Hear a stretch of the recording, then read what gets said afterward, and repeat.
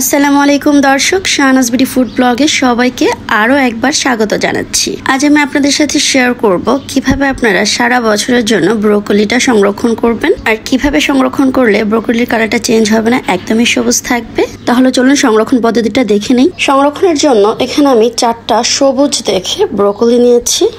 আর খেয়াল রাখতে হবে ব্রোকলিটা যেন ফুটে না যায়, একদমই সবুজ থাকে। ব্রোকলির ফুলগুলো ফুটে গেলে কিন্তু ব্রোকলিটা সংরক্ষণ করলে খেতে ভালো লাগবে না। চেষ্টা করবেন একদম সবুজ দেখে ব্রোকলি নেওয়ার জন্য। এবার ব্রোকলিগুলো কিভাবে কাটবেন সেটি দেখিয়ে দিচ্ছি। ব্রোকলির ফুল থেকে ডাটা সবকিছুই কিন্তু খাওয়া যায়, এগুলো কিন্তু খুবই নরম থাকে। ফুলকপি ডাটাটা যেমন একটু শক্ত হয়, ব্রোকলি ডাটাটা কিন্তু একদমই নরম হয়। এখানে আমি ব্রোকলি ডাটার উপরে যে আঁশ আছে আঁশটা ফেলে দিব। আঁশটা ফেলে দিলে ভেতরের যে ডাটাটা একদমই সফট নরম, মুখে দিলেই মিলিয়ে যাবে। আর ডাটাটা সহ নিলে খেতে গেলে ডাটাটার যে উপরের বাকলটা ওটা কিন্তু মুখে লেগে আসবে, খারাপ লাগবে খেতে, তাই এটা একটু ফেলে দিবেন। ব্রোকলি হচ্ছে সিজনাল সবজি, শীতকাল ছাড়া কিন্তু ব্রোকলি সহজে পাওয়া যায় না। এখানে আমি ব্রোকলিকে 2 টুকরো করে কেটে নিচ্ছি, মানে আমার পছন্দ মতো সাইজ করে কেটে নিচ্ছি। আপনারা সংরক্ষণ করতে চাইলে আপনারা আপনাদের পছন্দ মতো সবজি, ভাজি অথবা নুডলসে দেওয়ার জন্য যে কোনো সাইজ করে রেখে দিতে পারেন। তো আমি সবসময় ভাজি আর নুডলসে দেওয়ার জন্য সবজিটা সংরক্ষণ করি। আমার কাছে ভাজিতে অথবা নুডলসে দিলে অনেক ভালো লাগে খেতে। বিশেষ করে আমার বাচ্চারা তো ব্রোকলি খুবই পছন্দ করে,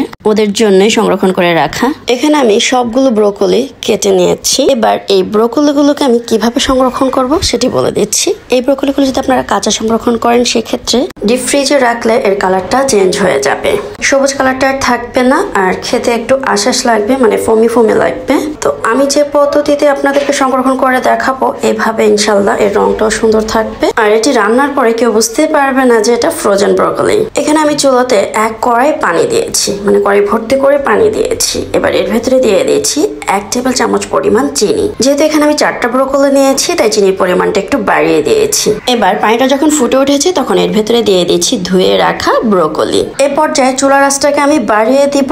বাড়িয়ে দিয়ে পাক্কা 2 মিনিট আমি এই ব্রোকলিগুলোকে চুলায় রাখবো, এর বেশি চুলায় রাখবো না, এতে করে ব্রোকলিগুলো বেশি সিদ্ধ হয়ে যাবে। ফিরে আসলাম 2 মিনিট পর। দেখতেই পাচ্ছেন ব্রোকলির কালারটা মাশাআল্লাহ এখনো কত সবুজ আছে। এর বেশি চুলা রাখলে এই কালারটা কিন্তু চেঞ্জ হয়ে যেত। এবার আমি পানিটা ঝরিয়ে নিচ্ছি। এখানে আমি সবগুলো ব্রোকলি ভাপ দিয়ে নিয়েছি। এবার এটাকে পুরোপুরি ঠান্ডা করে নিব। ব্রোকলিগুলোকে পুরোপুরি ঠান্ডা করে নিয়েছি, আর খেয়াল রাখতে হবে ব্রোকলির পানিটা যেন পুরোপুরি ঝরে যায়। এবার আমি সবগুলো ব্রোকলি একসাথে পলি ব্যাগে ভরে নিব।